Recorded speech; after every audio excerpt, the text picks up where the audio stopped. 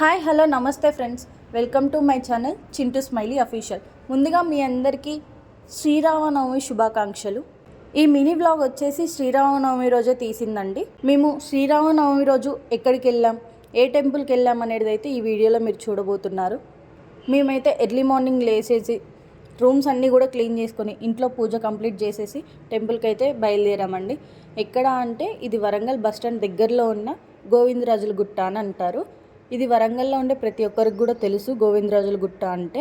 ఇక్కడైతే Hanuman temple and రాముడి temple అయితే ఉంటుందండి. కింద ఎంట్రన్స్లోనే మనకి హనుమాన్ టెంపుల్ అయితే ఉంటుంది.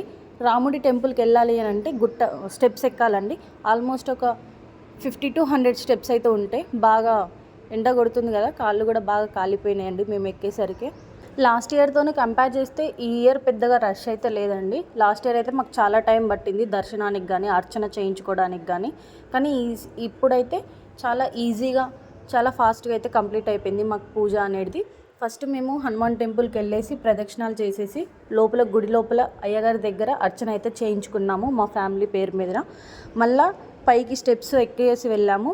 స్టెప్స్ ఎక్కేసిన తర్వాత లోపలికి కూడా వెళ్ళేసి దేవుడి దగ్గర దర్శనం చేసుకునేసి అక్కడ కూడా అర్చన చేయించుకున్నాక బయట పులిహార లడ్డు ఇస్తుంటే తీసుకొనేసి అది ప్రసాదంగా తినేసిన తర్వాత కిందికైతే దిగేసి ఇంటికైతే వెళ్ళిపోయామండి. ఈ వీడియో కనుక మీకు నచ్చినట్లయితే please like, share and subscribe to my channel.